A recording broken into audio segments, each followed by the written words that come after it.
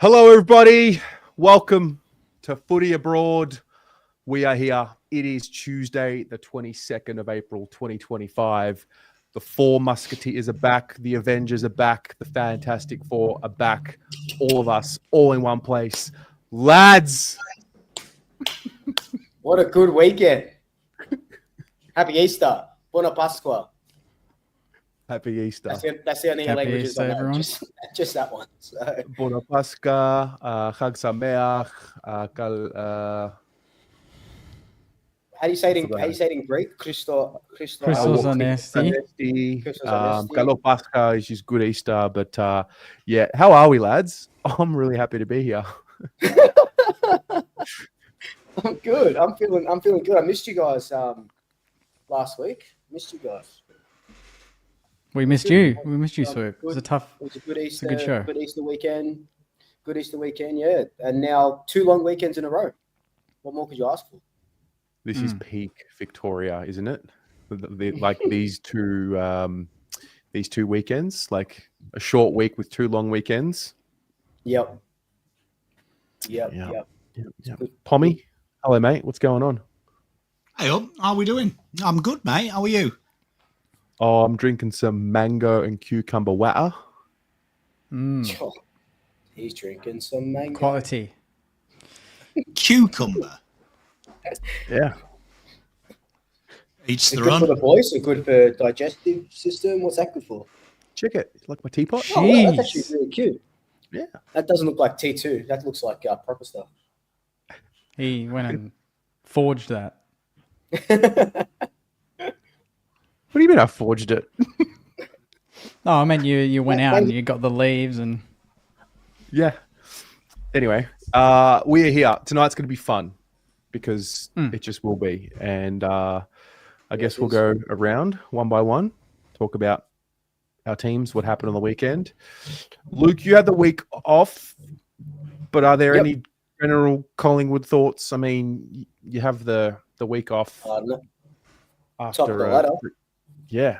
I mean, what's the It's story always there? nice. Yeah, was good. yeah, it does. It's when you go up to the Gabba, which we're notoriously not really good at these last few years. We might have won once there over the last couple of years, and to go up there and just dismantle the reigning premiers is incredible. Like, I don't think anybody, I thought we were going to win. I said about 8 points, but to win by that much, keep them under 55 points is absolutely incredible. The way we play, going back to back against, reigning 2 grand finalists and beating them the way that we bet them it says a lot about what we've done since getting smashed by the Giants in opening round. So yeah, it's been good, and obviously I wasn't here right up the episode right after Gather Round. So Gather Round was really nice. I enjoyed going. I think I went to 4 games or something. So that was an incredible experience in and of itself. But Pies are sitting pretty. Anzac Day coming up, and it would be typical Collingwood to drop a game after 2 really good games to an undermanned Essendon side. You always got to beware the team that's backs against the wall. We know this for years. So it's going to be a really good week, and it's been a really good year so far. Quarter of the way through the AFL season. Yeah. You could ask the chat. Collingwood was my lock of the week. There we go. Love that. Got around the Pies. Thank you for that. Yeah. Do you feel... is it too early to say you feel validated knowing for sure you're going to be good this year? Because the form against the quality teams is what you really want to stack it up against. I mean, there's always that narrative, depends on who you beat. Like in Carlton's case, it's only North and West Coast, but you've beaten best teams over the last 12 months or whatever. So do you now have this faith that, okay, we're going to be up there this year, or is it too early? No, 100%. Like, I went into this season, thinking that we would bounce back, because last year was really a lot of injuries. And then the opening round happens. You go, okay, you start questioning yourself, because then the media questions you. They're like, okay, we were right. They are too old. They are too slow. They are too this. They are too that. But I said at the time, I said it was an anomaly of a game, and I've been vindicated personally just off on the channel. And then we go and win the next 5 games, and you're beating. We haven't played anyone from the bottom 10 last year. So they're all prelim finalists, all elimination finalists, and 2 grand finalists. So we've done it the hard way to be 5-1 going into Anzac Day, which will be our first team that's outside of the top 8 from 2024. It does validate it and vindicate us for our shit season last year. Fair. Tommy, what happened on the weekend with your Blues, mate? Our Blues. Oh, not bad, eh? Just running goals in for fun. It was almost like a goal raffle, wasn't it, at the end? Like, do you know what I mean? Everyone took a ticket. Everyone got an invite. Yeah, very good. I mean, it's nice, isn't it? Because, I mean, doing this, I mean, I don't live in Carlton content, so I get a bit of an escape. But it is nice reviewing a game for the Blues that you do love them. That's not a loss. So it's always good, isn't it? And nowhere to hide now. If the confidence was an issue, the Blues have literally been gifted, isn't it? Do you know what I mean? Gifted to results. All the confidence is flying. They've won them convincingly and now got 4 weeks of proper tests for 4 teams that present 4 different challenges. Looking forward to it. Man, it's exciting time. Yeah, there's just an air of hope that maybe not all is lost. But obviously, similar to, I think, Jake, you had the same situation with the Saints. Or maybe you beat Geelong and you said, no, we've got to back it up against Port. Or was it the other way around? Beat Port and then go to Geelong? No, it was, beat Geelong and then we beat Richmond, and then I wanted to see us beat Port, and then I would have some sort of belief. But yeah, that does quickly get swept away. That's football. Yeah. No, we'll get there. But yeah, no, I mean, the point I'm trying to make is I feel very similar. Like West Coast, okay, North. I don't think North are as bad as what we made them look, although that's credit to Carlton. But having said that, it's all about doing it against Geelong on Sunday, and then we can, boys, man, if the Blues beat the Cats on Sunday, fucking insufferable Carlton is back. Mate, it didn't go anywhere. It didn't go anywhere. Yeah, it was back after you guys. Even when you lose, it's the same shit. Nah. Yeah, nah. I've seen it. That you guys were back. You guys were dancing on the bones of the Kangaroos. That's just. We'll talk to Jake first, and then I want to get into the Kangaroos actually. Okay. Jake, I didn't watch the Saints. What happened? And what's the story?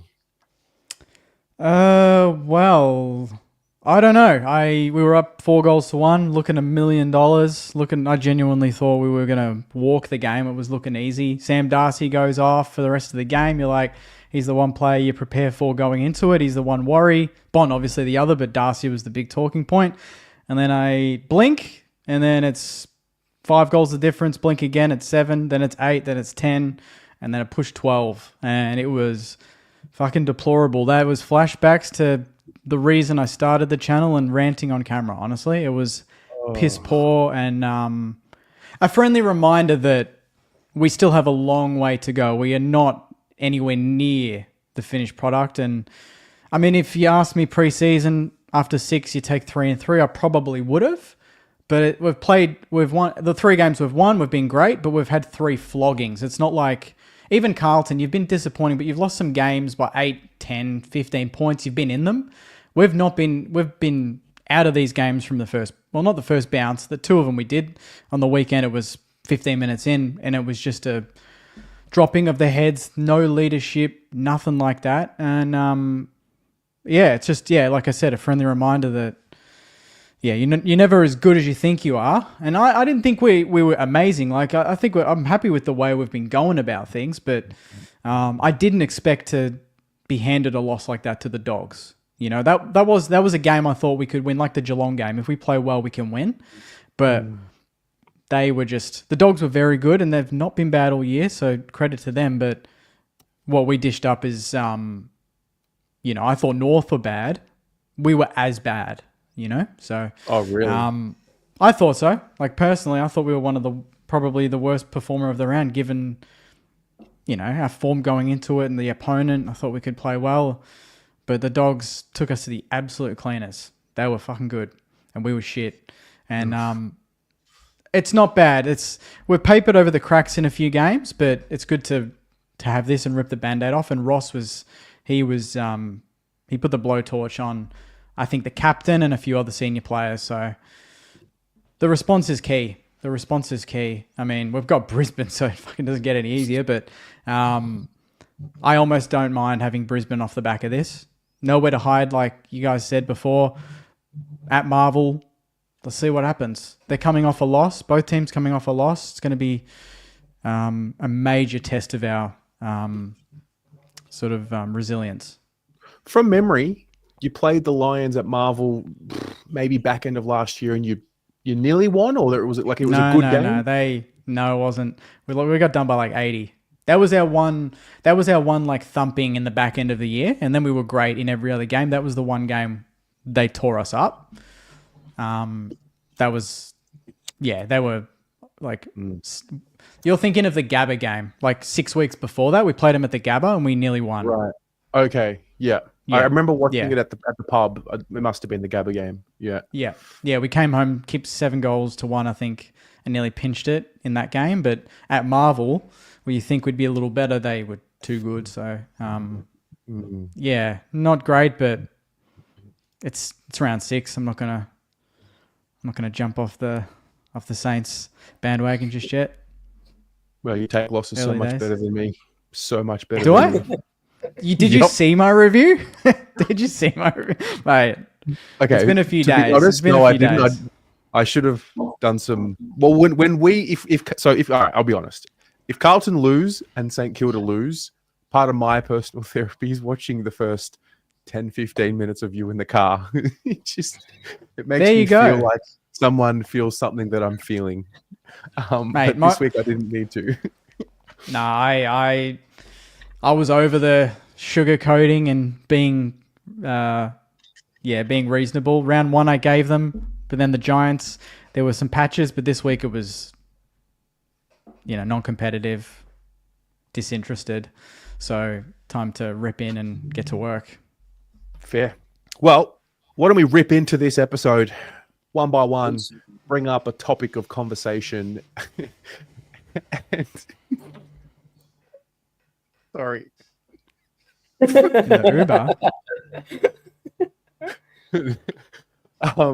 go from there. Who would like to start us off? I can go. Jake, I've got a good one. Yeah. Cool. So we all talk about Pendlebury and these players that have played a million games. There's a lot of them in the competition. But I wanted to get your opinion on the players that don't play a lot of games and how meaningful their careers are in comparison. So my question to you boys and to the people in the comments is it more meaningful to carve out a long, steady career or to live forever in one unforgettable moment? So think Brad Johnson, 364 games, no flags. Tom Boyd, 60 games, has that one moment that no one will ever forget, and it'll be replayed for the next 100 years for Bulldog supporters. So it's legacy or lightning in a bottle? Ooh, that's a good question. Wow. As in, are you saying what would you rather, or are you saying... Is it what's more meaningful? What to you has the more meaning? Is it the longevity? Is it the lightning in a bottle? Is it that moment? Or is it that 10 years of consistency? Because would Brad Johnson trade 364 games for Tom Boyd's 60 game clutch moment, winner, granny moment? Like, what's meaningful to you boys? Because I guess you could cruise a 200 game career. How many times have we seen that from players? But if you had a 20 game career and you've got that moment and you take it, you've achieved everything.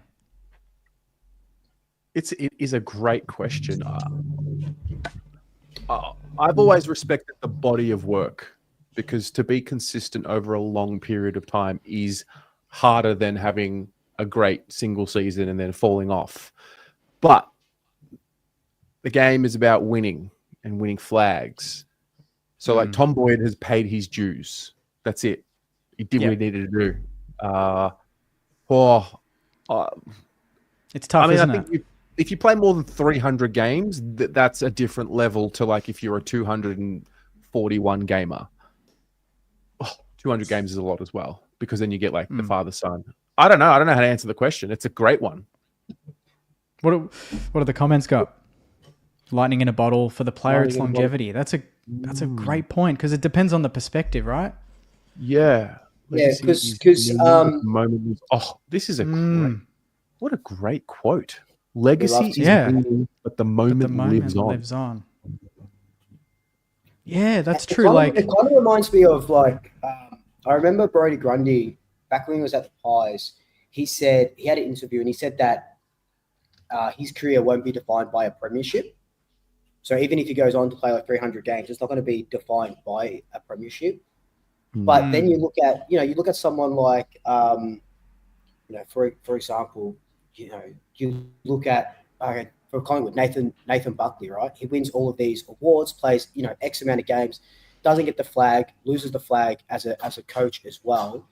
But that legacy, would he trade it all in for, I'm trying to think of a Collingwood player like a Billy. Would he trade all what he did, all the 7-time All-Australians or whatever he is, all those Copelands, the Brownlow? Would he trade all of that in for Billy Frampton's 12 Collingwood games and a premiership? I don't think he would. I don't think he would. I think like everyone's sort of saying here, I think it is because the legacy does live on with those players. But lightning in the bottle, I think of Mark McGough, has a lightning in the bottle game against Essendon on Anzac Day, wins the Anzac Day medal. Was that his debut? His debut? Yeah, I think it was his debut. Yeah. And then unreal. Ended up playing for the Saints for a year or a couple year or so. Yeah. So it's an interesting question. I think I would personally say I'd personally go legacy. I think it'd be 55-45 split at best, but I would just teeter on legacy. And what someone said before about Jezza being both, that's like Dusty. There's like a very rare percentile of player that can absolutely be around for a while, be consistent, and be clutch in that absolute key moment in that big game. That's what makes them so special. The premiership medallion. Yeah. I've seen people here saying that Buckley would trade trade all of his stuff for a premiership. I've heard a lot of players, like even Nick Riewoldt, absolutely would trade years off his career probably to win that one flag, I think, And then retire. I played 2 proper seasons of footy, and I won a flag in my first season at the Thomastown Football Club, which was actually 10 years ago. So I played 2 years of footy, won a flag. Would I rather have played the 2 years that I played as opposed to play 10, 15 years of footy and not win a flag? Yeah. And then on the other end, I played 20 years of basketball, and only at the last 2-3 years did we win, state titles and whatever we won. So I did the longevity and won the titles, and then felt fulfilled. And then in footy, just played and just whatever. I wasn't a great player, but I wasn't the worst player. So I was just good enough to play in the premiership team. So yeah, it's all about winning for me. It's all about winning. John says it best here. There are no reunions for legacy players. That sums it up, I guess. Wow, what a great question. Pommy, what do you think?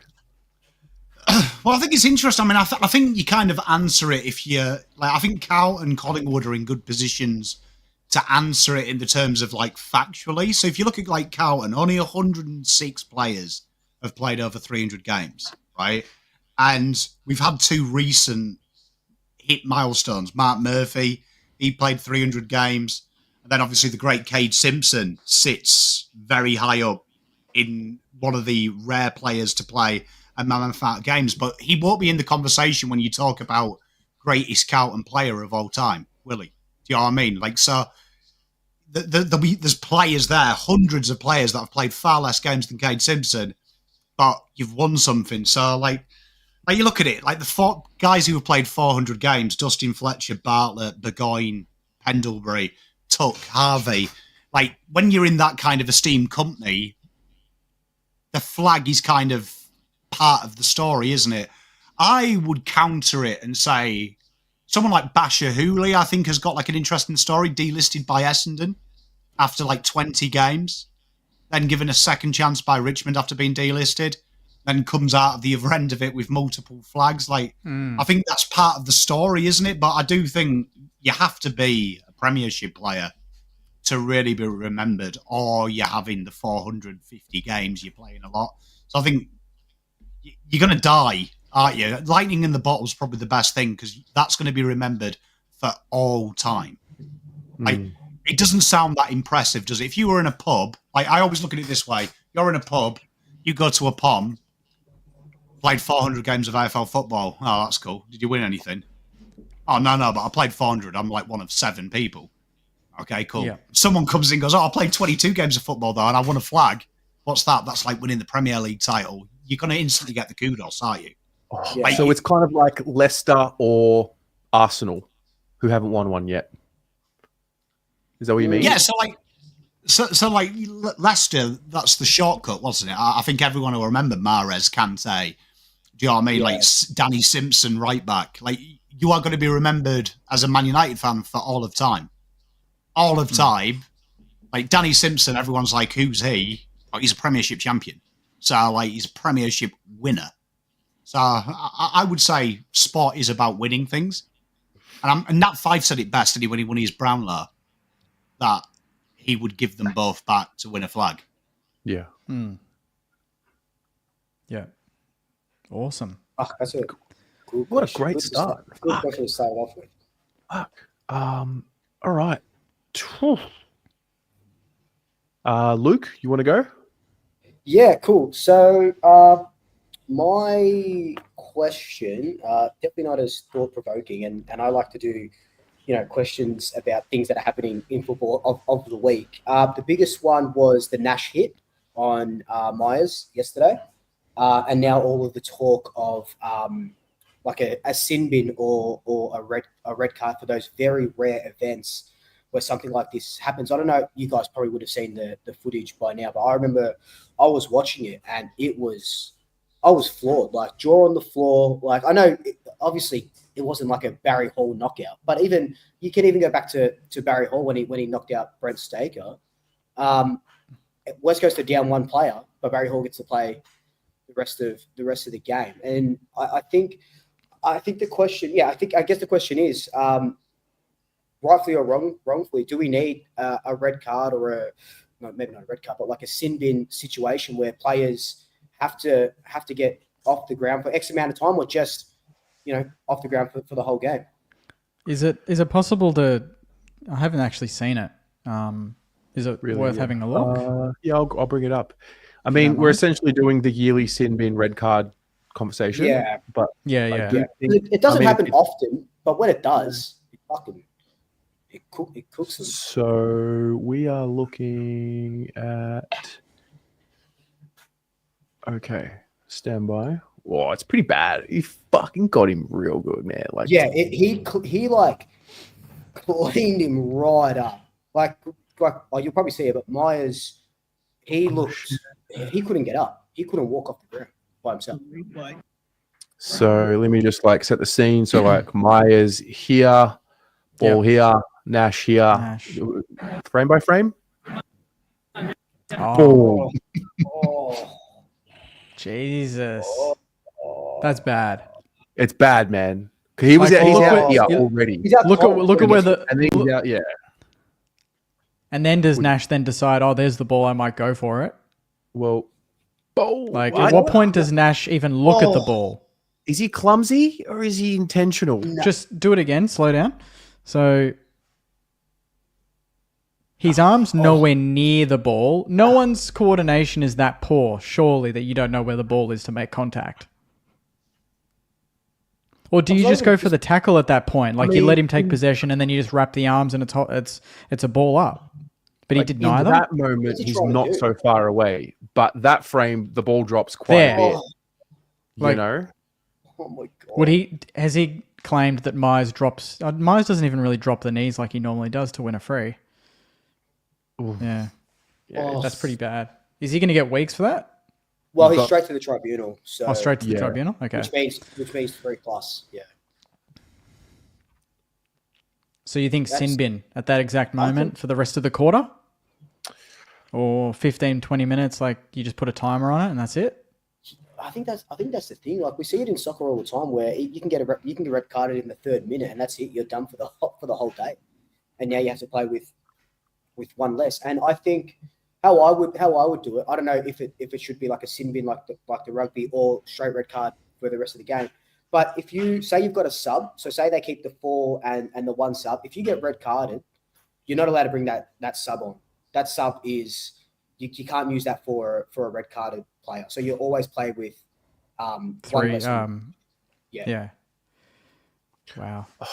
I just think, I mean, it's a great argument for the card system. Don't get me wrong. I just think we're talking about it in the context of this incident. There's no doubt if it were to be brought in, there would be at least 2 to 3 incidents a game where we'd be having debates in mainstream media about should that have been a red card, should that have been a yellow card. I just think we're gonna open a can of worms. I'm just mindful of it. Like, yep, that incident, I personally don't think it's worth a red card. I just think he got it wrong. Like, he messed it up. No different to I mean, I still stand by the fact that Lob hit Cox in the face knowing he was going to hit him in the face. And I think if that's a red card offense, then so is the Lob one. Personally, I'll die on the hill alone. I don't know. But what does that mean then? How does that then connect to the tribunal? So a red card or a sin bin is automatic suspension for the next game, like in the EPL, or is it automatic sent to the tribunal, then decided? Yeah, automatic sent. I'd automatically sent to the tribunal if you get carded, because they do have cards in. I remember I was playing in high school, in year 12, and I got carded, like yellow carded, and sent off for like a stupid tackle or a fight. Yeah, I think we had that too. They do have it. Yeah. They have it in like the EDFL and stuff like that. The cards. I don't know exactly how they work, but I know you can get sent off and come back. Yeah, I got sent off once. I do remember. Yeah. So does the Jackson Archer hit get a red card as well? You know, the one from a few weeks ago? Yeah. Like, where's the line? Oh. Yeah, that's exactly. Because I'd say he wouldn't get red carded. You know, that's exactly your case in point. Yeah. What about you, Pommy? I think when you compare it to other sports, it's almost incomparable, because the training that even a conference referee gets makes AFL umpires look like they're in preschool. And like, we're having debates weekly about 70-meter, 50-meter penalties, which even if you rudimentary marked it, you just count out 50 steps and you would be with or within 5 meters of it. We complain about 15-meter kicks being marked. Can you imagine if you sent some, like, you think how many go to tribunal and are free to play? So Travis in our group talked about Danger. Like, can you imagine if Danger was sent off for that game? They had to play 1 man down with limited rotations because they've lost a player now straight away. And it was then got to tribunal and they're like, oh no, the umpire got it wrong. We're complaining about, we have teams having a cry. Like, I've seen Brisbane fans say Collingwood were gifted the win and got battered by 50. And I'm like, come on, 10 goals. Do you know what I mean? Like, grow up. Yeah. Like, can you imagine them? Like, I think our game's so fast. Like, even when you look at NRL and Super League, which I know about in the UK, some of them sin bins, I would say last year, at least 40% of the sin bins were like downgraded in tribunal in the Super League in the UK, or were deemed harsh. And that's only a limited amount, a small field, limited amount of players. And I've played rugby league a lot. It's like probably the biggest sport I've played, bar soccer. It's quite easy to defend 1 man down. Do you know what I mean? It's not that hard to defend 1 man down, given the structure of it. Your centre picks up 2 people. Do you know what I mean? Your winger nips in a little bit and you just become a bit more condensed for 10, 15 minutes. Can you imagine in football playing 1 down? Oh. Yeah. Plus, almost impossible. Plus, we already speak about the more rules we add and the more decisions that we add into this game, the more confusing it gets. can you imagine how much more confusing and inconsistent it's going to get if we add this layer of, oh, is it a yellow? Is it a red? Is it a, because you've got to make a split-second decision as an umpire in the moment. And, it's different if you're umpiring a game with 22,000 people there as opposed to 88,000 people there. Could I suggest an amendment? Wouldn't it be fairer if, like, say in that situation, we've got the sub rule at the minute? Don't you think it would be better if them emergency players were concussion subs? So they used to be. Yeah, so say with Darcy. Darcy went off very early in the game against St Kilda. Right, let's just say 10 minutes later, one of Steele or something accidentally went into, I don't know, say Norton and knocked him out. At that stage, then, they've used their sub for a knee injury. They've now got a concussed player. Wouldn't it be better then to have concussion subs that are extra on there? So you actually cover that disadvantage. Because I think there, where you look at Geelong, Mears is a huge out for them. He's a big name player, right? But they did have the subs to cover him for 2 quarters. If they got an extra sub. So you had you named 4 emergencies. All 4 of them emergencies are available to play in the terms of concussion, and you have an independent AFL doctor that deduces you failed the concussion test, not the teams. Yeah, I feel like we will get to a point where, let's just say we brought in a concussion sub, someone would then, get injured. Well, that's why you have it independent. So like in Super League, we're one of the few sports in the world, the doctors are paid by the Super League. So they can't be interfered with by any team. Once he says you're concussed, they don't care what your club doctor says. He's concussed. Yeah, and we talked about this on the show as well. I think last year, where we said, do we need independent doctors to look at concussions? I can't remember who it was. Do you remember when we had the sub rule that could be activated for injuries, and it came out that one of the players just said he had a migraine, and because that's impossible to prove, they allowed it. It was a concussion sub for like two or something years, and then people were abusing it, and they changed it, right? Then it was medical sub, and then it was just like, guys, let's just have a sub. Now it's just sub. I could be wrong. I'm sure it was Geelong. I'm sure it was Geelong where they said it was a migraine. It was Jezza, wasn't it? Was it Jezza? It was a migraine, and obviously you can't prove a migraine. You know what I mean? It's like, okay, cool, but he had a good jolly up. The other way you could do it is do what the Premier League does and just that's what they did. They just extended the bench and said, right, okay, instead of having, when I was a kid, it used to be 1 sub. That's how old I am. And now the bench is 9. It's ridiculous now. It's like a whole fucking army of people. It used to just be 1 player when I was a kid. And if you had 2 injuries, unlucky, played with 10 men. Maybe just extend it and just say, look, because I've got no issue. I think the interchange bench is fine. For me, when I watch it, I think the 2 sticklers I've got is if you are knocked out like Connor Nash did, you are now stymied because you are effectively 1 player down. And do you want to activate a sub? Because an injury can happen at any time.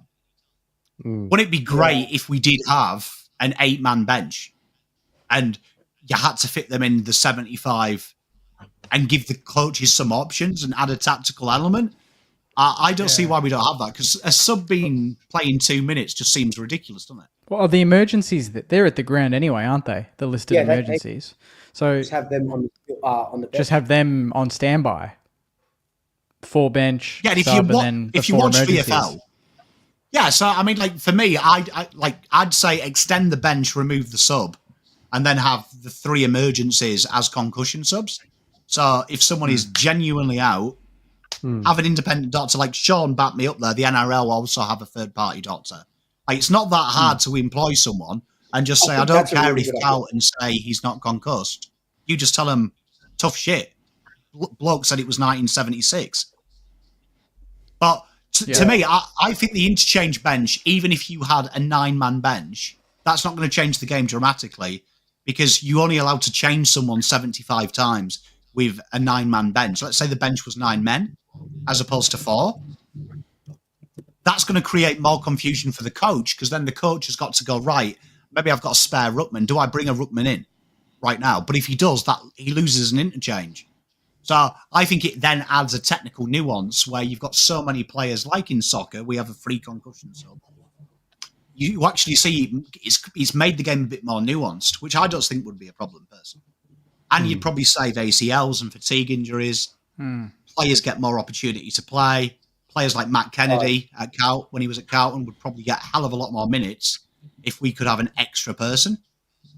Yeah, I'm right there for extending the bench. I think 4 and a sub is so stupid. Like we've seen, Ned Long was a sub for most of the year. Then he comes on, plays a full game, and he's absolutely smashing it. And then you've got Ed Allen, who last week only played the last 15 minutes and then had to play the next day a full game in the VFL. Like, it's stupid. I'm with you. I think it's detrimental as well because it creates opportunities. Because I said it against when Darcy went down, right?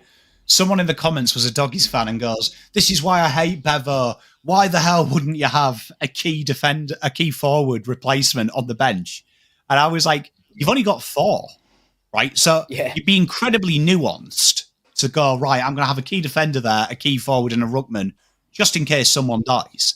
But if you extended it to 7, then the coach could, because I always say this, I think rucks are a little bit like prop forwards. Now, I don't know if you've ever played league, but up till under 16 level, they have a rule where you have to have a prop in union. They had a rule when I went to private school because I thought this was hilarious because he was always a big fat kid, but you had to have a sub that was extra who had played in the ruck to prevent back injuries from someone who's never played it.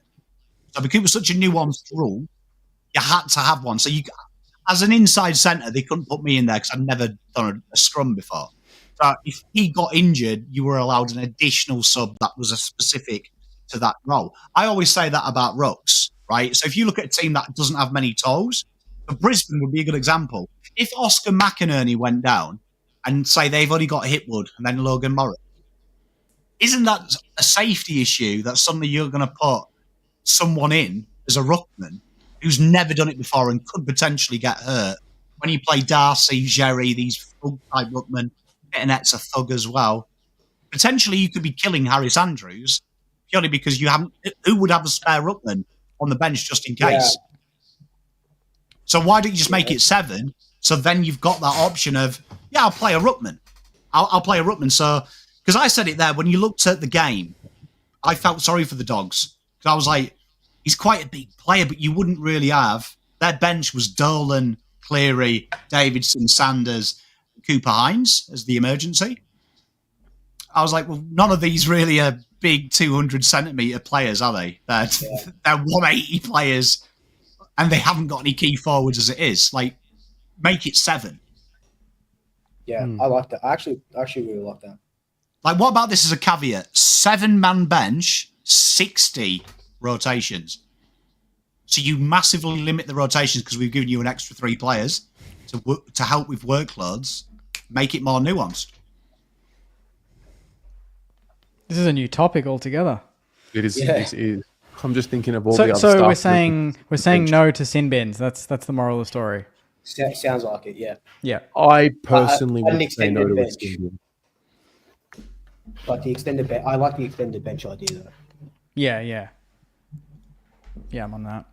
I'd vote. Because the problem is, remember, the problem So- is if you did any medical thing, it's always open to manipulation, isn't it? That's the problem. Like, I remember in rugby, you might have heard this case, very famous in the European Cup, but they actually had a blood capsule. Harlequins did it. They had a blood capsule, they bit the blood capsule, so the on-field doctor saw blood. He was given 2 minutes to go and get treatment from his club doctor. The club doctor actually used a scalpel to cut inside his mouth. So then when they went to the independent doctor, there was actually a laceration. They okayed it, and they brought on a professional kicker to try and win the game with 2 minutes to play. And then it came out, it came out that they did it. And the poor doctor actually nearly got struck off for doing the Sharple thing. Jeez. She was put in. So there is areas you could manipulate. Jesus Christ. Wow, that went. Yeah, That went deep. Provoking. Real provoking. Great questions. Great questions. That's it. Are we done with that one? Yeah, no Cindy. Great questions. I feel bad that I'm always the Wait. comedian. Pommy, you can go last because what you did last week was absolutely insanely good. So I don't know what you got planned tonight. Pressure. Okay, so question for all four of you, and I will qualify the question for those of you watching along as well. I just love to get to know people deeply and a little bit more than surface level. So I would make an assumption about all three of you, and that is what you've already achieved so far with your channels are goals that you said once upon a time would make you happy or would be successful.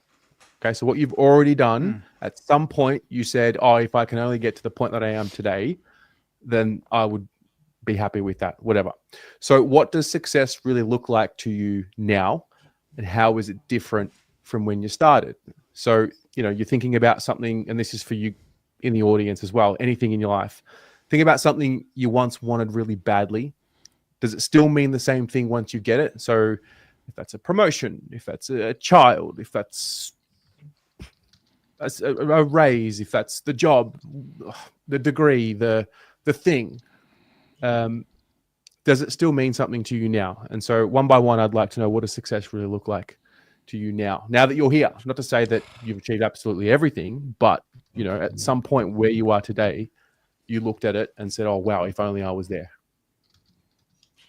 I'll go first because I don't have a good answer for this, but I guess I have an answer for this. So I've got my main problem. I've got a lot of problems. One of my main problems is I always I feel that. I feel you. is I always change the goalposts. So when I'm close to success or close to a goal, let's say close to a goal, I always change the goalpost. And when I hit that first, let's just say, for example, my goal was to hit 10,000 subs on YouTube before Christmas last year. And then as soon as I knew I was getting close to it, I changed that goal to whatever it is, 15K. And when I hit 10, I was like, yeah, awesome, that's good. But I can be better. I can go on better. So I didn't give myself time to stop and smell the roses. And I think that's a problem. Yeah, a problem of mine is whenever I'm on the verge of being or seeing success or hitting that goal, I change the goalposts so quickly that I don't sit in the goal and I don't celebrate it. And I guess a good one is like losing all the weight that I did. I got to my goal weight and I'm like, no, I can be better than that. I can do more than that. Even though people are like, oh, you're doing so well. It's like, I know I never sat in it. So I never patted myself on the back. I never congratulated myself because I had a new goal in mind. So success. So I guess to answer your question in a way, success to me is ever evolving. And I don't know if that is a good or a bad thing because I can never stand on the podium and celebrate a win because in my mind I can never win because I'm always trying to win. If that makes sense. Yeah, that's spot on. I think for me, I mean, if it's just life, it would have been giving myself the best chance for the channel. So not working in an office, working from home, having my own setup. You go back 3 or 4 years ago, hitting 1,000 subs, 5, 10, now 15, hopefully soon. Yeah, Gavin has a great one. It's all about balance. And even if you're getting subs and you're doing all these great things, but you're feeling really stressed or, things feel like they're a bit more arduous than they should be, what I've done is, goals can shift, maybe not every day, but for me, it's like every year it's almost a different goal. So like prioritizing content and getting new cameras and getting new equipment and getting better interviews. I thought the end goal was to be able to meet the players and get in the rooms. I genuinely, when I started the channel, thought that's the end goal. The end goal is I will interview players, and that's 10 years down the line. But that happened a lot quicker than I thought. So you kind of like tick it off, but like we all subconsciously learn things along the way. And my main goal now is to continue to refine. So it's like, you know, if it takes me 2 hours to film and edit a video, I want to do it in an hour. How do I do that? I'll learn new tools. I'll get better cameras. I'll maybe get more help if I can. So that was another goal, was not doing everything on my own and actually getting assistance. And now the byproduct is the audience and the numbers that you get from it. Whereas before that was the product. That was everything I looked at. Now I don't look at that. Like YouTube Studio, we all live in it, or we all once upon a time lived in it.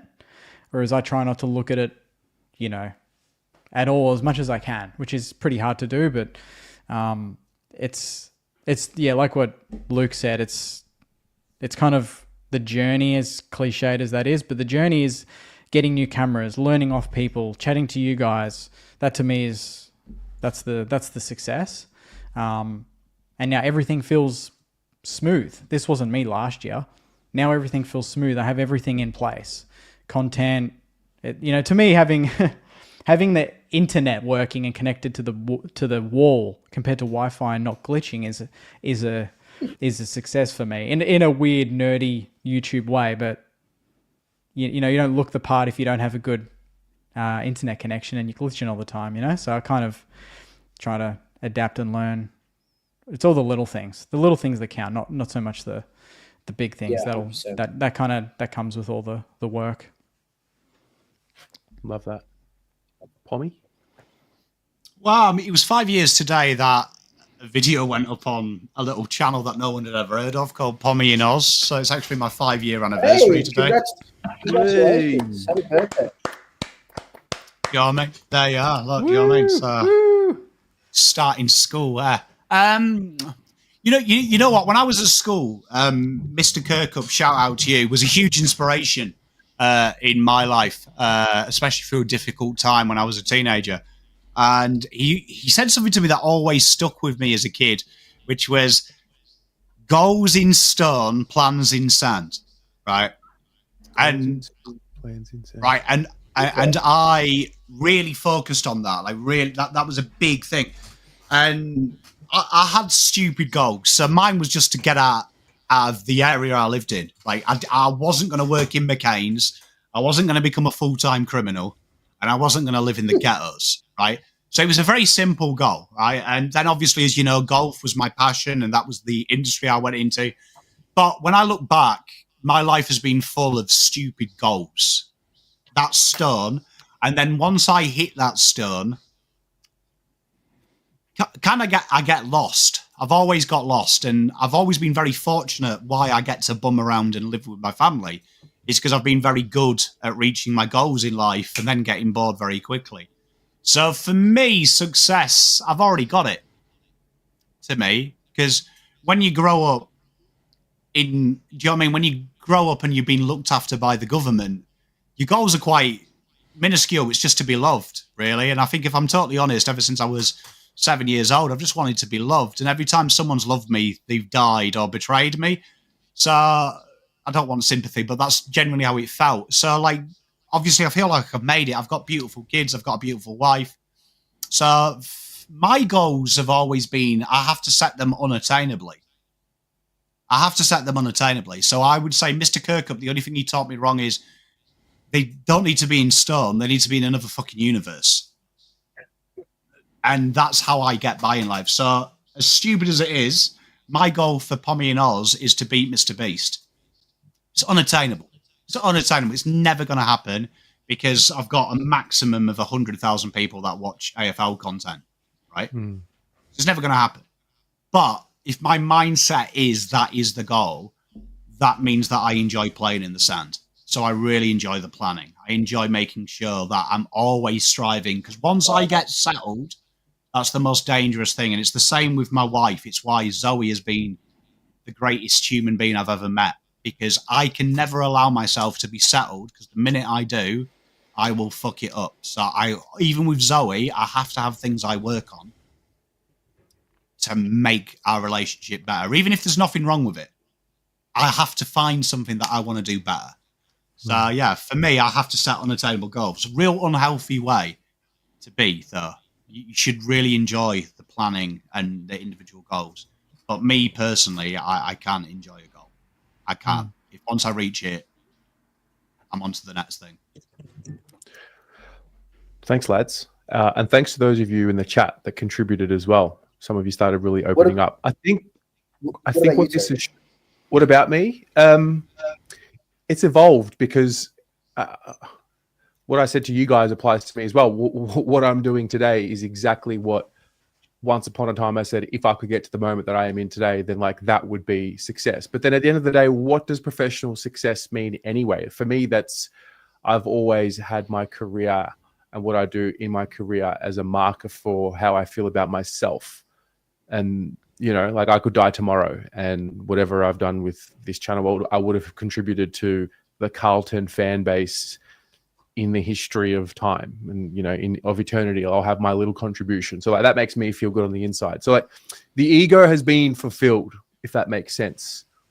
The numbers, the metrics, like doesn't do it for me anymore. Like I think what this exercise and this question has shown is that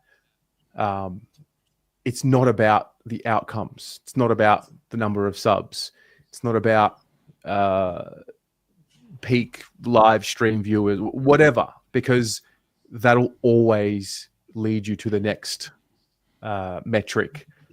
It's genuinely about the graft and the grind. It's genuinely what it's about.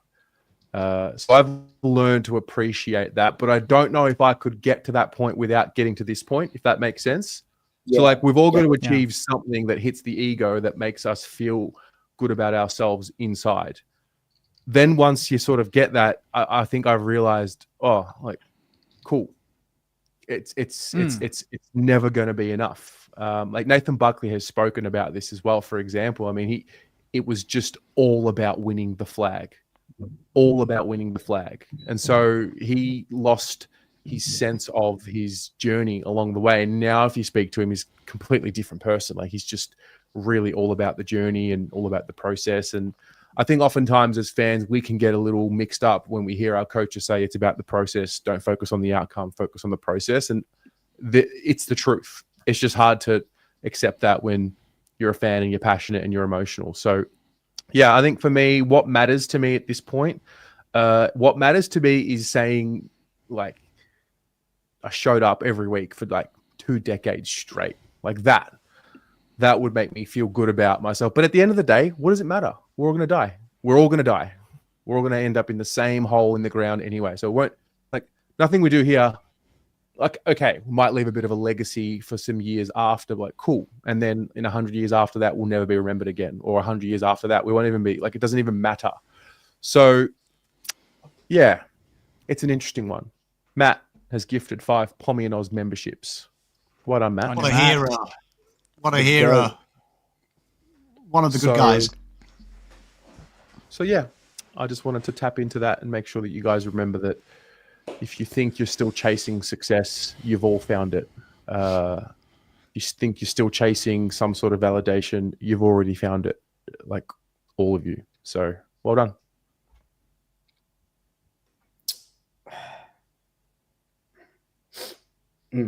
Okay, let's do Pommy's one now before I fucking keep growing. All right, let's go.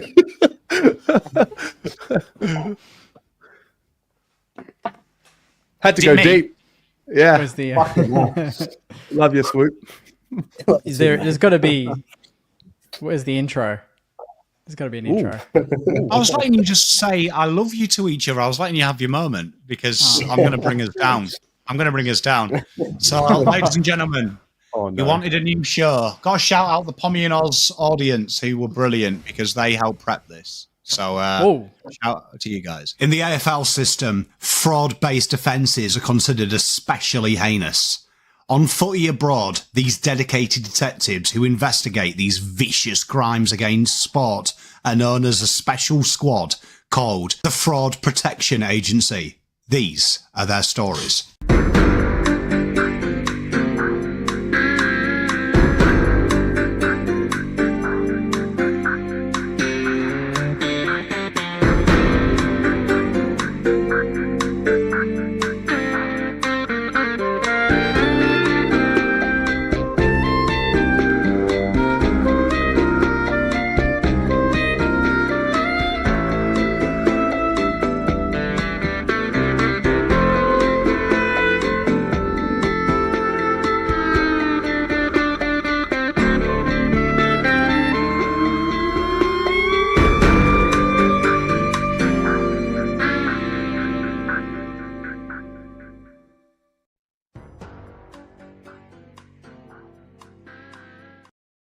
I'm not good. I'm a fucking My liability. God. Oh, this is great. That was good, that wasn't it? Hey, hey, well done, Unreal. chat as well, who gave me the idea. If you notice, there was a few Easter eggs in there. I changed a few logos as well. Changed a few logos. But I told you, I looked after Swoop there, didn't I? Absolutely looked after him. Absolutely. I you did. needed a costume. I needed a costume change, so I knew I Oh, was gonna, jeez. Got a bit hot in here. Fucking. Jeez. So I just on the Do you know, protein I was outside at the front of my house. I was going through Swoop's phone pictures, and there was like 4 pictures of like him topless, and Zoe's like, "What the hell are you doing?" Because like I was zooming in just to see They're the ones that how easy it would be. that I sent to to you privately. It was so. This is- I was like zoomed in though, Max, just to see how easy it would be to take you out as a background. So Zoe was like, "What are you doing?" But anyway, after last week, if you remember, long-time watchers, me and Jake got into a debate about GWS being a fraud, and like I did say that Adelaide would beat them and keep them below 60. So massive frauds. So what I thought we'd do is we'd play our own game, chat and the esteemed hosts, and we play literally Fraud Watch. We rank the teams at this moment in time at the 25% mark of who's fraudulent, who's not, which I like. So I thought we can do this as a team exercise, as a group therapy. Let me bring my sheet up so we can do this, because otherwise I'm stupid, aren't I? But here you are. Beautiful chat. Right. So what you're going to see here is I'm going to show you a few things, right? Going to show you a few things before we do it. This here is a little POM stat he's made, right? So I don't know if you've heard of the turnover differential. We call it the God's thumbprint, right? So this is the ladder as it would look if the God's thumbprint was real. And then we've got POM's little God's thumbprint, which changes the ladder a little bit. It shoots Collingwood up, Geelong up, and GWS up. And that is the turnover differential with 5 other metrics versus where they should be. So I'll give you an example. On average, you score 1.8 points from an opposition turnover to be in the top 8. That's the God thumbprint. So this takes the opposition's turnovers forced by your club, but also the forward half pressure and the defensive half pressure, and says, have you done well or haven't you? Are you above par or below par? And then reworks the ladder. So it changes it. This is another algorithm here. Shout out Rory Fitzpatrick, AFL Glico, who did this because I ran out of time when I was pissing about making that intro. So this is the ladder versus what you should have done. So i.e. Carlton should have beaten 3 teams, so they actually lose a point. They're -4 because they've lost a game that they should have won game. They're -8. Yeah. So that's how that works. So it actually affects if you've done it. And this is Fraud Watch. Sorry, Rory Kilpatrick. I apologise to my Irish brother. Thank you, TJ. Got to watch my pronunciations. Bloke could have just been called Jeff and helped everyone out, couldn't he? But this is the ladder. So what I thought is this is the ladder as it is, all singing and dancing. Who chat, and I'll start with you, Swoop, because you're the best looking aesthetically.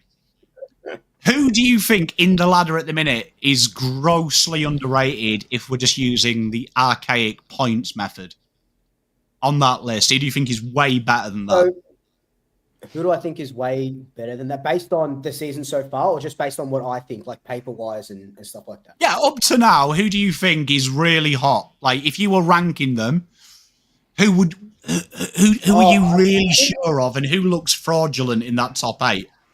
I think fraudulent is obviously the Giants. I think when they beat us, they looked good, but that was I've said it before. That was an anomaly game for us. We play them again, we're not losing again against them.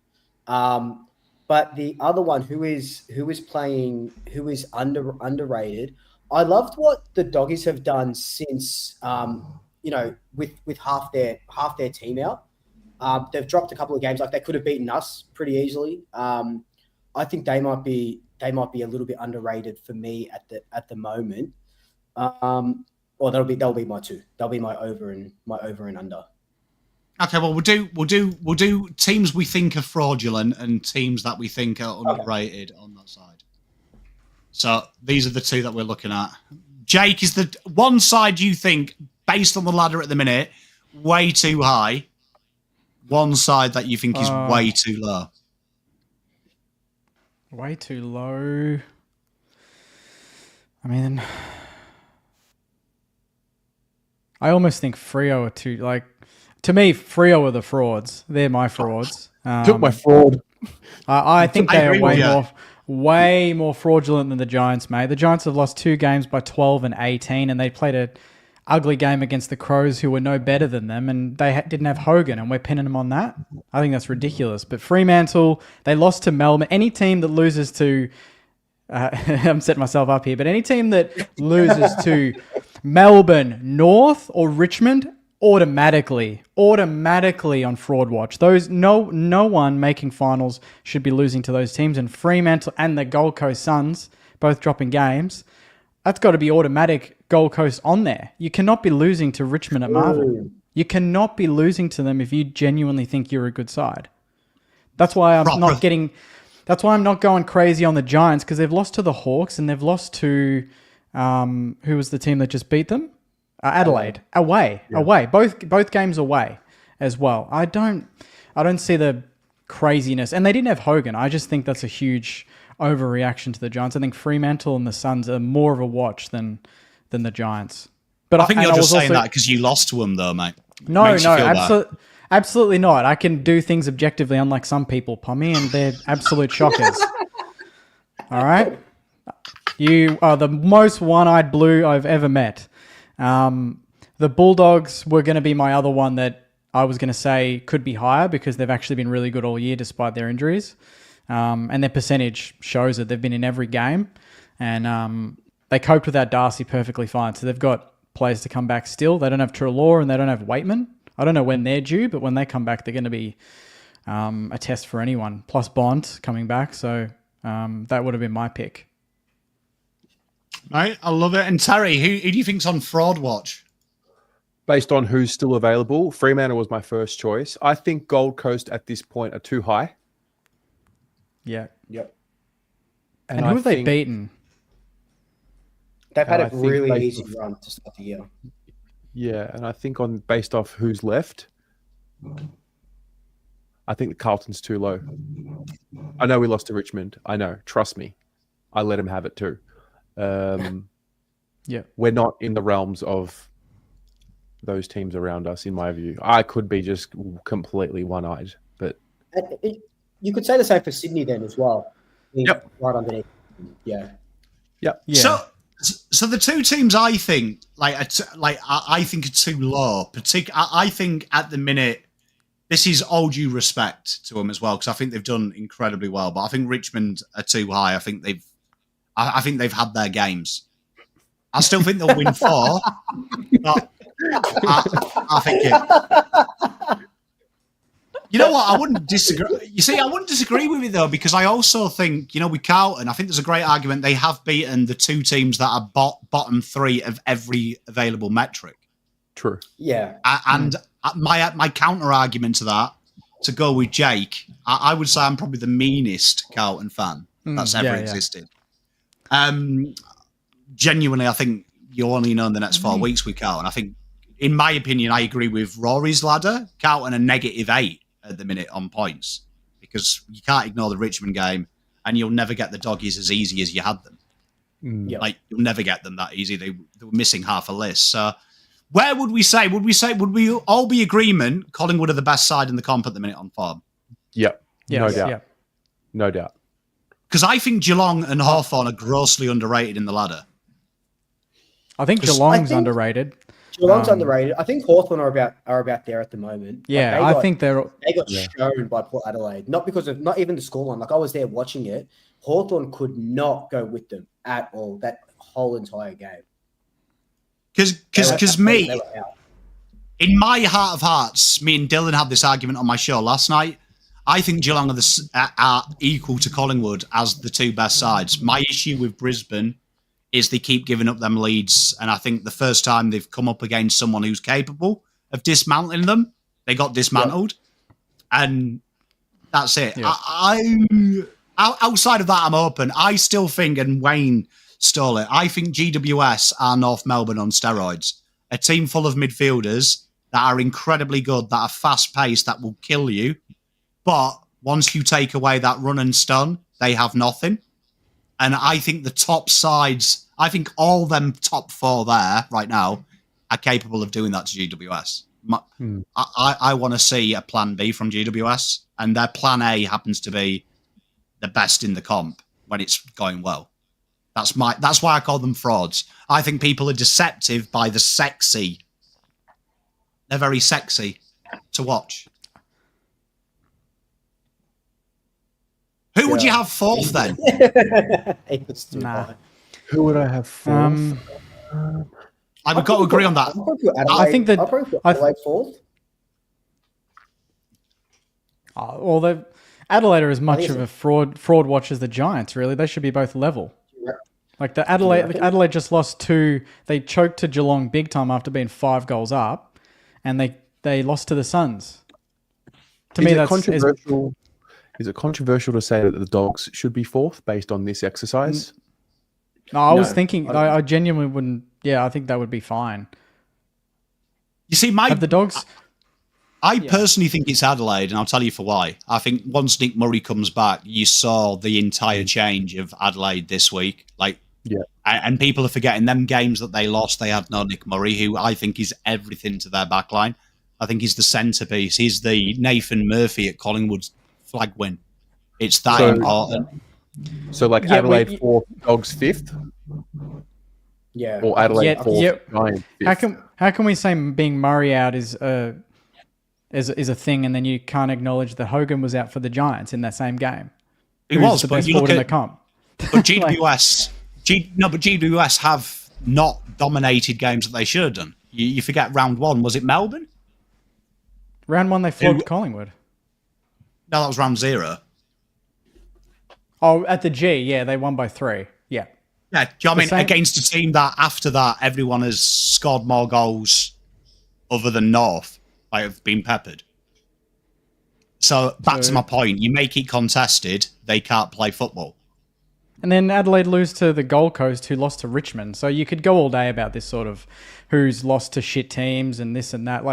That's the beauty of the comp right now, isn't it? That it's just you really can't predict. My argument's from a system point of view. I think Adelaide have proved that they can play better against contested teams and excellent teams. Where GWS, for me, the issue's still there. You play a contested side. GG's. I think Adelaide and Giants being 5th like that, I think that works for now. I couldn't split them, to be honest. And the Dogs. Have you really got Hawthorn that low, though? They could squeeze to 6th, but I wouldn't put them any higher than 6th. I wouldn't put them any higher. The teams above them have been a bit more consistent. And then will we have the Dogs here? Yep. Yeah. And then the Suns, I think. I agree with that. Out of the well, they're aren't they 9th right now on the current ladder? That's how much I was paying attention to this. Yeah, so they're pretty much where they should be. I don't think they're any worse than. Because I think that's probably. I was just in my about to heart of say, hearts, yeah. in my heart of hearts, if you threw Sydney there, I think that's probably the top 10 teams. You think Sydney are better than Port? Yeah, okay. No, I'd say the top 10, but the 10th is the hardest, isn't it? Because I think all these teams here have got arguments to be. Because I think that's the bottom 4. Would we all agree they are the bottom 4?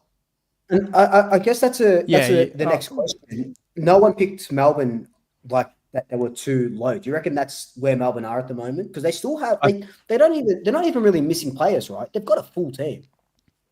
Well, May and Lever didn't play on the weekend, and they still won. I think they're gonna. I think they're gonna win. They're gonna have a run. I think they'll be the 14th or 15th at this stage. Yeah. Let's look at their next. Because the Port argument I find interesting because Fremantle, I thought that was the most Fremantle thing to do, to lose to Melbourne. Yeah. And Essendon, the most Essendon thing to do would be to lose to the Eagles. So I think both teams played to form. It's just the Eagles are horrendous. Port Adelaide, though, does anyone else think, and some of the chat are saying it as well, Port Adelaide, that home advantage might make that. I think the advantage at Port is a hell of a lot stronger than Fremantle at Fremantle. Mm-hmm. Yes. As a Carlton fan, if I was playing Port next week in Adelaide, I'd shit myself. If you said I was at the Optus, I'd be like, 4 points. Yep. Yeah. I agree with that. Yeah, I agree. So would we have Port above Freo? Yes. Based on who they've beaten. They've beaten Hawthorn and they've beaten Sydney in 2 weeks. That's not bad. That's a good back-to-back, yeah. Yeah. And they're also proven. They're kind of proven. That's true. Yeah. And then 11th, out of these 4 teams, without being blue-eyed, the answer is this Carlton. is a tough one, I think. Well, yeah, that's a tough one. That is, like, you'd have to go with who teams have beaten up until this point. The answer is Carlton. I mean, we've beaten 2 teams that we've literally just talked up in the last 10 minutes, Geelong and Port. So surely that comes into play. If we're talking the first 6 weeks, we're not talking the rest of the year. This is current. Oh, is it current? Well, we're not going to hypothesize the rest of the season tonight. We're doing Fraud Watch up to round 16, up to round 6. Up to round 6. Exactly. Okay, well then Carlton's 14th. I think it would be. I thought we're projecting. No, so we're doing it like what we know now, which I think is fair. If we go through it, Collingwood have beaten everyone. I allow everyone a mental game, and I think the GWS game was the most confusing game you've ever seen. Geelong just keep beating everyone, and they can't beat Saints. Brisbane, I question them. Keep giving them leads. Good teams will eat you. Adelaide, I think, keep coming through. GWS, Hawthorn, I don't like them there, but I understand Will Day seems to be everything to them. Dogs impress me. They have no players. They keep winning. Gold Coast, I think everyone just sees dimmer and gets there really hard. Port Adelaide and Fremantle are the 2 question marks because I think Fremantle, outside of Fremantle, Bobbins, and Port Adelaide in Port does turn me on. Well, then I think it has to be St Kilda at 11th. Yeah, I'd agree with that. I think it has to be based off the way we're doing the exercise. It has to be St Kilda next, followed by. I'd keep it exactly like that. To be honest, you reckon? Newcastle, you reckon? I suppose because you've also got to take into account they have now got no ruckman, Essendon. So if we're doing it as of today, can Essendon continue the 6 weeks that they've had when they're probably going to have Vicentini in the ruck next week? Okay, so then Sydney. So as is Sydney, Carlton, Essendon. Is that what we're doing? Yeah, I think that's the way. That's. So I'm looking at Essendon's. Oh, and they also played. The Gold Coast game. They got rescheduled to the end of the year as well. Now I'm triggered. Essendon, absolutely triggered. Like fucking 8 so years into a rebuild. These last 4, who's the best out of this? Would we say Melbourne? Honestly, at the moment, I think Richmond. Yeah, I think They're the Richmond best have out of been those four. Yeah. impressive. They were good the Would we week have before. Would we have Melbourne above North Melbourne? Yeah. But North flogged Melbourne. Do you take that into account? The head-to-head? But then you've got to look Ooh, at you probably- Melbourne you have run probably GWS close. Yeah. Like North one they've lost have like literally it's been like one of the funniest. It's like it's more one-sided than Debbie does Dallas, isn't it? Yeah, and I guess some of Melbourne's losses have been relatively competitive. And like Richmond, they haven't really been ran over, have they? We beat them by 80, but But I Well, think they were in it for that the day. first half, weren't they? yeah. It was I think Richmond definitely the best out of that group. Everyone, just go back to the first 5 minutes of the show where the beautiful Jake did tell us that Carlton fans up and about are the worst, and he's just used Essendon, St Kilda are coming because they battered Richmond. That's where he You is. you asked if anyone flogged Richmond. I said we had. Yeah, That's but I said about it. anyone, someone relevant. I meant. Us. Look at where we are compared to the Hey, the Blues. States are relevant again, mate. The amount of times you mention them per week, Pom, is more than me, mate. So I just check yourself after the show. Do you know what I mean? Brilliant. No, I like that. It's a fun exercise. So you all asked for this chat. You all came into my DMs and said we should do a thing. But I think this is a fun thing. Like, That looks like is a there pretty anyone good there though ladder. that you look now and you think if we do this in 12 weeks' time, you're looking for? Because statistics will show that one team in the bottom 6 will make a charge for the 8. Yeah, and if it's not Carlton, nuke the joint.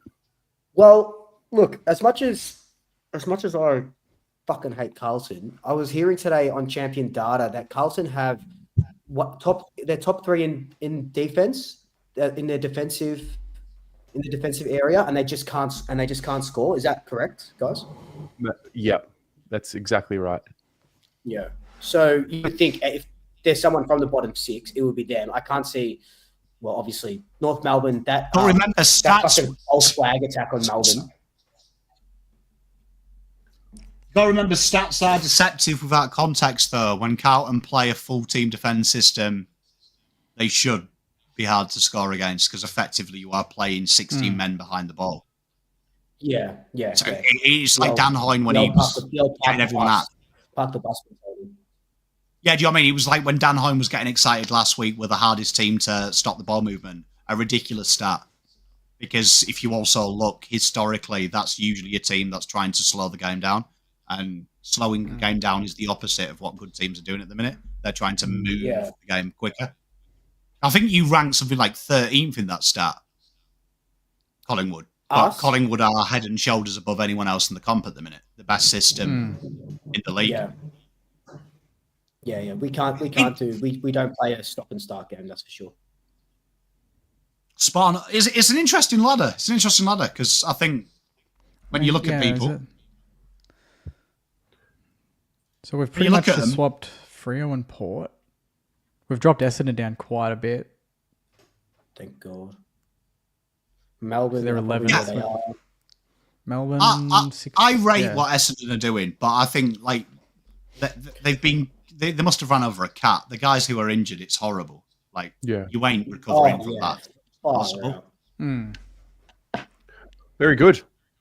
We should bookmark this for round 12. Maybe do it every 6 weeks. We'll do it every 6 weeks, yeah. And I'll have a new game show for you next week. Question. Ooh. Do we want to touch on Balta or just let it go?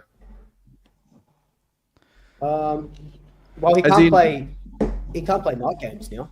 Yeah, because I think we brought it up last week. Wait, did we bring it up last week? The week before. It was the week before. Yeah. Yeah. Week before. And we didn't know what the punishment was. There was that awkward 2-week gap between whatever. Yep. Now we know he's not jailed, therefore he's going to be able to play. Knowing what the sanctions are, which, let me just go over them. 18-month community corrections order, $3,000 fine, curfew set between 10 p.m. and 6 a.m. for 3 months. He's also received a conviction, a criminal conviction, which Yeah. So now that we know the punishment, has he been punished enough based on public perception? Well, I was reading or I saw somewhere that his conviction, when he got convicted, like the punishment, it pretty much lines up with if one of us did it. I think that 5-year jail is like super worst case scenario. So it's not like I was reading that it's not because he got off because he's a football player. I think it's the worst of the punishments without going to jail. I think. I still think it's fucking deplorable for him to come out and say violence is never the answer. I've learned that violence is never the answer, mate. You're old enough to know that violence is never, like we were taught that in primary school. Like you know, violence is never the answer on the football field. Like so I still think it's I still think he shouldn't have played last week at all until sentencing. But with the curfew, depending on how Richmond get the next half of games, he probably will miss, I don't know, half a dozen games anyway, because the games will finish, if they get night games, they finish after 10 o'clock, so he won't be able to play them at all. Just someone had, I think it was John Ralph had actually listed the games that would affect him. There's about 4 or 5. Yeah. From right now? Yeah, something like that. As in night games that'll be in that range. It might even be 6 games. They play Thursday night at 7:30, then they've got 3:20, 1:10, 1:10, then 7:40, then 4:15, 1:20, 3:20, and then TBC after that. So he only will miss one of the next until the bye, one game. How many in total? We don't know yet. Oh, is that because we haven't got the rest of the fixture? Yeah, so up 1, 2, 3, 4, 5, 6, 7, 8. Sorry, he'll miss 2 games out of 8. So he'll miss this week's game. He'll miss this week, and then he'll play the next 3. Then he misses Essendon, and then he'll play the next 3 because the 4:15 he'll be able to play, obviously, against the Giants. Someone's saying that he can't play interstate. Oh, is it? Yeah. Oh, right. So it'll just be, I was just thinking that. So he won't play the Giants, and the rest are all in Melbourne. So he does cop a fair whack. AFL wise, I still think it's a coward punch. Like I'm super against it, obviously, but he does cop a fair whack from the AFL scheduling wise. But do the AFL just schedule Richmond games at the second half of the season in the afternoons, and and he doesn't miss out. But what can you do? I felt he had. Okay. When Adam Uze made his press conference last week and the footy public blew up at it and fucking everyone made their TikToks pretending to be lawyers, I felt Adam Uze said that for a reason. I think they kind of had a bit of a guideline as to what punishment he was going to receive. I think he has been adequately punished. And I think what gets lost in translation with this whole process is we, as the footy public, just saw the footage of the worst part of the entire incident, which was undoubtedly the wrong thing to do. And he's lucky that whoever he hit wasn't injured more, because it could have been even worse. We don't know the full story. There's always more of the story to see. And I just think footy is part of the solution for Noah Balta. He's 25, 24. 25? Sounds about right, yeah. He's 24. He has a criminal conviction on his record.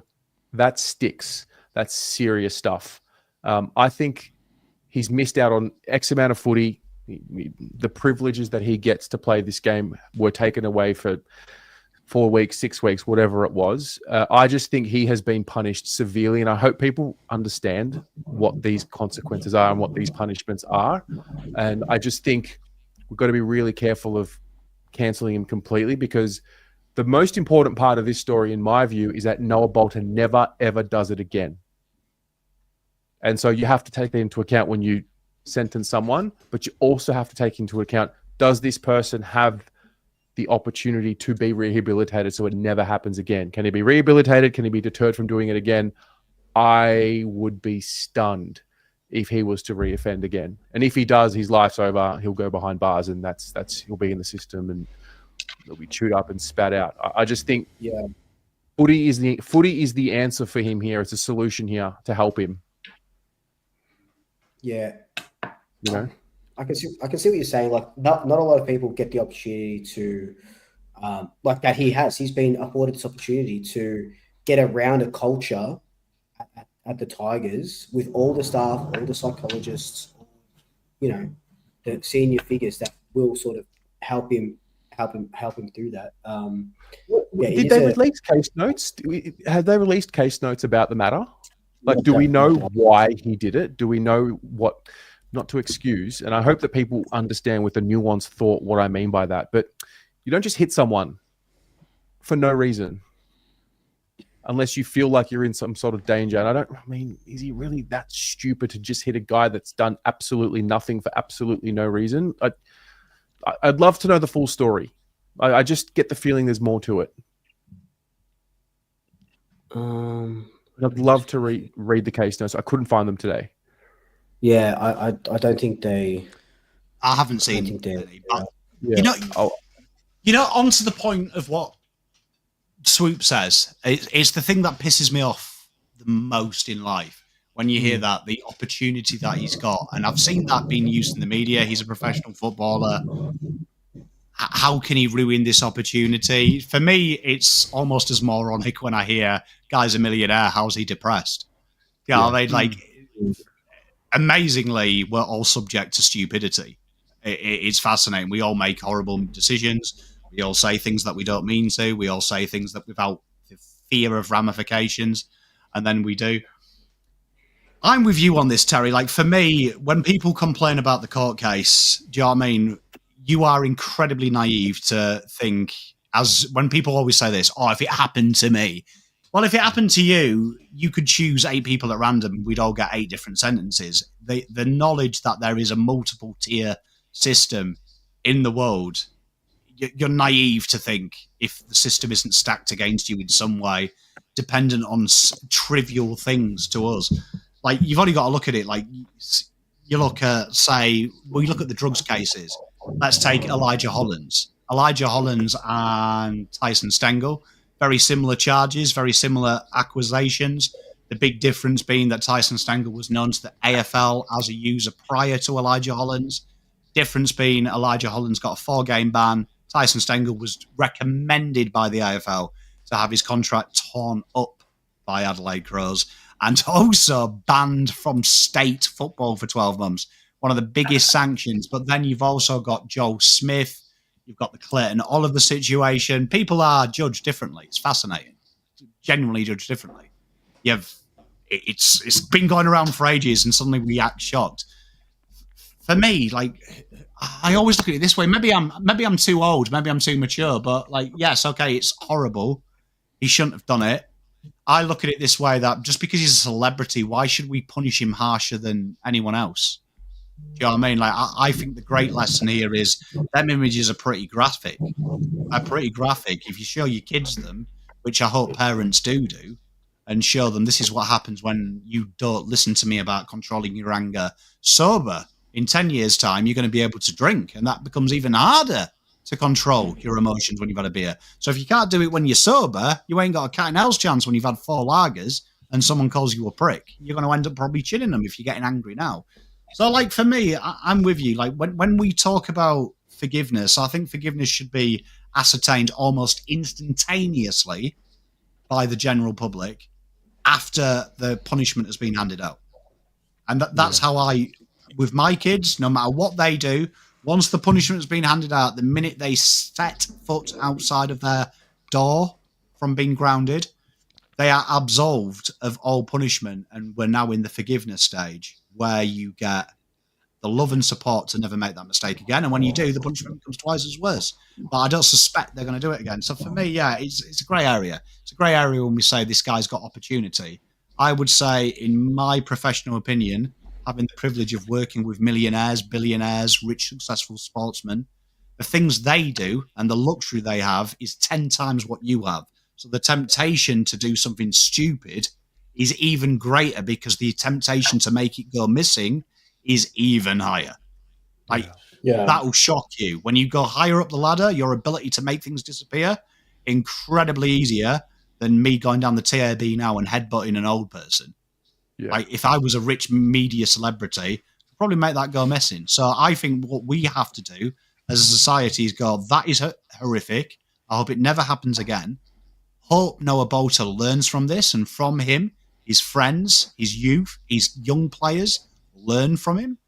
But also, we can maybe learn from it. That when we're out drinking with our mates and our mates like, that guy's looking at me, we actually maybe do what we should do, not make soppy little posts going, I stand with this person, I stand with that person, I'm a good person, actually enact it in life. So if we're in the pub tomorrow and our mate's like, Pommy, that fucker there keeps looking at me, you think about Noah Balta and you go, mate, look, he's not looking at you. Look, how about we get a cab, we finish these beers at my house. Like, remove him from the situation, do your job as a friend. Because I think we live in a society where, oh, he said this in a DM. Oh, they did that in the DM. We all fuck up. We're all flawed human beings. If we start getting into the moral high ground of Noah Balta should be banned for life because he king hit someone, Jesus Christ, there's bigger problems out there, man. Genuinely, there's bigger problems out there. Mm. Yeah. Yeah. It's an interesting. I actually had this situation happen to me, kind of similar. I didn't king hit the person. I got wiped out drunk one time. I was out 2016. I was with my girlfriend at the time. A guy started talking to us. He was also drunk. He called her a slut. I reacted in the moment. Like I was sitting down. I kicked him. He punched me. I stood up. We stood outside. He started dancing at me. It all happened like in a moment. Like he started dancing at me like he was going to hit me again. I'd never been in a fight. And in that moment, I'm like, fuck, like he's either hitting me or I'm hitting him. I just swung, hit him, knocked him out cold. He landed on the ground. Like it was the worst possible scenario. Lucky he got up. If he didn't wake up, I'm fucked for life, you know? And I've replayed it over and over in my life ever since. It's like, yeah, I guess I should have just walked away, but like didn't have the tools. I didn't have the tools. I was a similar age to Noah Balta. I was 25. It's like it can all happen in a moment. Family members, loved ones, when you are threatened and you are in such an intoxicated state, you lose the ability. And I think the learning part there is like learning how to deal with yourself, learning how to not drink stupidly or take whatever you take, substances. When you're young, you experiment, not to be stupid, but like, yeah, I got lucky. I could have killed a guy for something that like he hit me first. It was, you know, I would have been in the wrong forever and my life would have been done. So it's tough, man, going out in this day and age, especially with drinking culture, Australia. People get lippy. Young men don't know how to control their emotions. They don't have the tools. Like it's all a recipe for disaster at times. Some guy just got stabbed on Chapel Street on the weekend. Yeah. Like, yeah. You know, so you know, we can live in like the pretend fantasy world that we all think we're living in, or we can live in reality. Like people get hit, stabbed, killed every weekend. And the deeper issue is learning how to control your emotions and learning how to look yourself in the mirror and deal with your shit, deal with whatever's going on in your life and not covering it up with whatever you're doing. So, yeah. Main thing is it should never happen again for Noah Balta, and like let him be the lesson here for the future. You know what I find fascinating about human beings is they are the stupidest race of animal ever. Like the fact that we have to say Noah Balta has to learn from this. Why can't everyone else learn from it? Like, why can't we use someone else's mistakes for our own beliefs? Like, you look at Albanese at the minute. Recently, he's banned 40 cigarettes. It's now 20 cigarettes. He's got a plan by 2026 that cigarettes for a 20-pack are $100. Alcohol, though, at the same level of taxation, which is linked to more domestic violence, more assault, more SA, is that never taxed or never outlawed, never got to the state of it becomes hard. Do you know what I mean? We always pick our battles. It's fascinating when I read Twitter and it's like, Noah Balta's this person, Noah Balta's this person. And I read these comments and go, how sad is your life that you have to punish Noah Balta vicariously? Because I saw it and I thought, what an idiot punching someone not seeing him. Hope the guy's all right. And you know what? Noah Balta was given a gift by God. 200 centimeters, 120 kgs of solid muscle. Let's hope he learns to control that, because he could be a better human being if he learns to control that, and the power he has now from making this egregious mistake that potentially could maybe stop 2,000, 3,000 young men who look up to him. He can own this problem and say, look, I have anger. And I've now gone through these courses, and 5 years from now could learn to control it and ultimately maybe deliver 3,000 people from doing this. For me, I find it's fascinating in life. Like, every time you watch something, whether it be Cow and Respects, the whole messaging is, I'm not like that. I love women. Then you go to, like, you know, LGBTI. I don't hate homosexuals. I love them. They're my mates. Why is it always we look to absolve ourselves from responsibility and create a facade that we don't do that, as opposed to maybe just learn from it and maybe accept that evil exists in the world, but my responsibility is my circle. So when I go out drinking with my mates, which I rarely do, I couldn't give a shit if Terry's in with another group and he's got pissed and he glasses someone. Not my responsibility when I'm not there. As a good person, though, the boys I'm with, I make sure that I have their back. So when they do say something that could maybe ruin their lives, I'm looking out for them. I'm going, mate, don't say that. Come on, I know you're not that type of person. I don't look to punish. I look to help and protect. Yeah. So it's fascinating when Noah Balta does this. You hear all these idiots going, should be banned for life. I would throw the book at him. Or we let the people that do their job, and we accept the outcome as good human beings. But we learn from this. What can I do to stop this happening? Okay.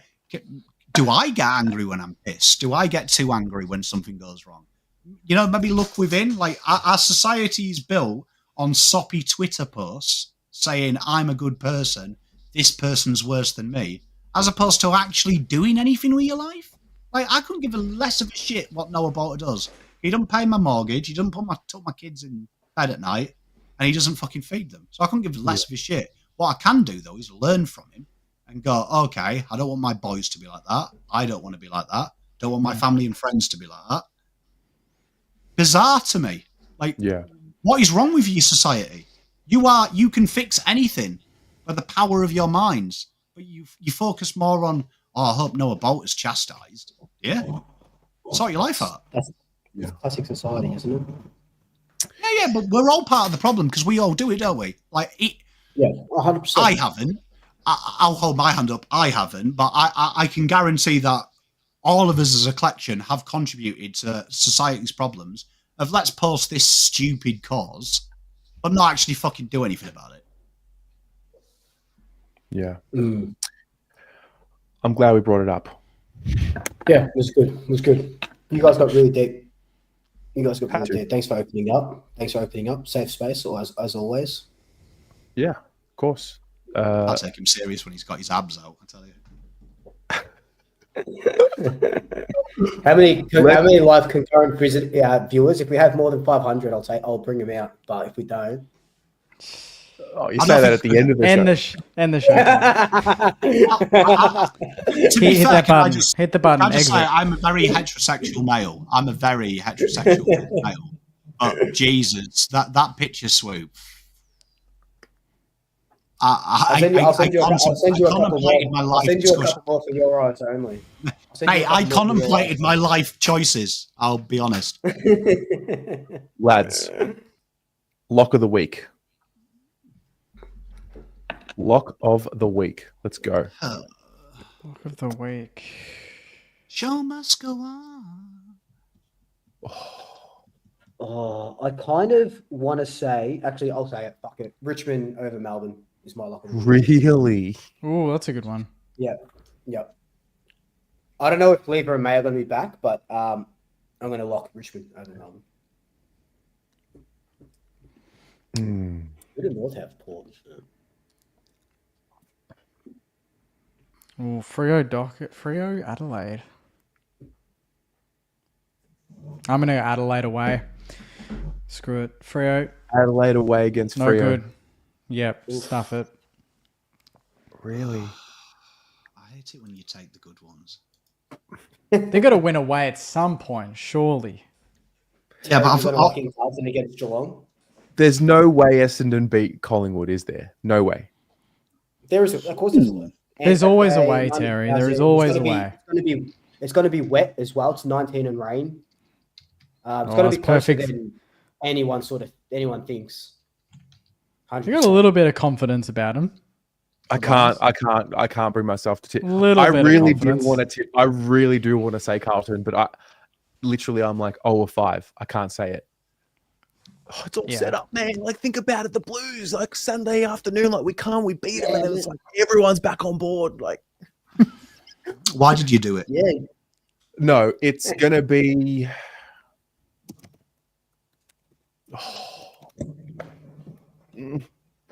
Gold Coast.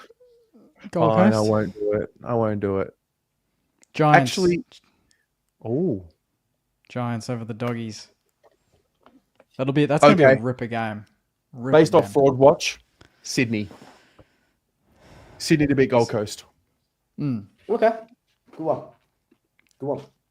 There's a lot of fraud. There's a lot of fraud v frauds in this round. It's a lot of fraud. It's a very- fraud very fraud fraud. fiesta, isn't it?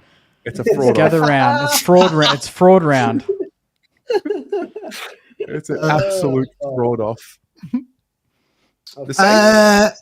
Richmond beat Melbourne. Yep. You just stole Mullen.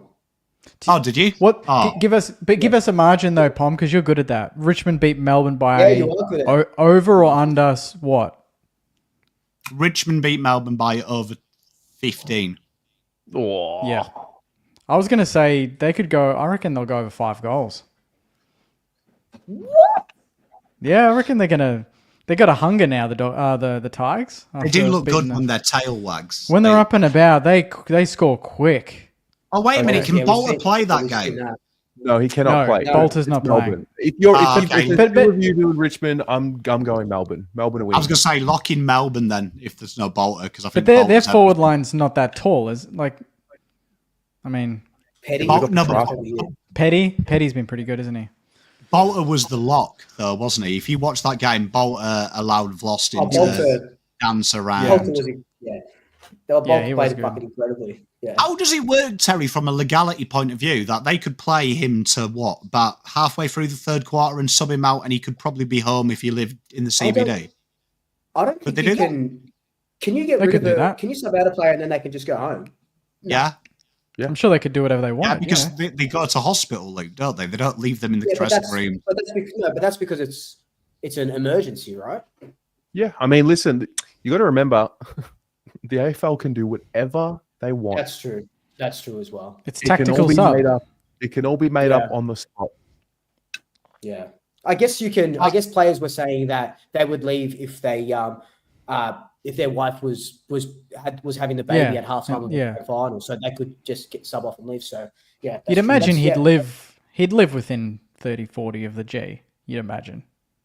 You'd think so. You Or would just think so. get But an I think he Airbnb. might need to go and check in as well. I believe he'd have to go and do Oh. daily check-ins at the police station. Okay. Yeah. So You could always have a car on standby, couldn't you? Little Yeah. moped. go in, Yeah. check in, sign your name, and then go home. Imagine they just run straight into the car park. Yeah, Oh, not great. Anyway, Yeah. we'll see what Richmond do anyway when they name the teams we will tomorrow night. see. Oh, lads, can I just ask the two of you, Luke and Jake, like, who are you tipping out, Carlton and Geelong? You always, I love that he always brings that up right at the end. I will be, yeah, I'll be tipping Geelong. Just based on form. Can Carlton win? Yes, of course. Yeah. Yeah. But I think, I'd love to. I know it's getting at the end. It's going to open a can of worms, but fuck, I would love to finish 8th the year before and play two of the worst teams back to back instead of 2 grand finals back to back. That's for fucking sure. Yeah, that'd be nice. Hey. Yeah, all right. So You know, we'll and just then play him again in 2 months. Woo-hoo-hoo. God damn. It's primed. It's primed. It's primed. I said, did I talk up the Blues last week or the week? I can't remember when I did. You the talked Blues, up they got a big Blues chance. before. They Yeah. did play really good against like they fucking ran right. Yeah, they I know it's hammered North. but you guys ran fucking right. It was scintillating. Just feel like the world I know that you don't like could, Carlton. yeah. It's okay to not like Carlton fans, and like we can be insufferable. I get it. Trust me. I just think it's good for footy if Carlton win this Sunday. No, it's Even if- not, but they have a Oh, chance. It's not good for No, footy. it's not good for footy. It's good for Terry. It's good for Terry, but it is football, not. Yeah, it's good for football, It but is it's not good in any way, shape, or form good for football. the baggers, up and about. It's not Gold good. Coast. Great show, everyone. Great show. Yeah, let's go. All right, guys. See you later. See you guys. guys.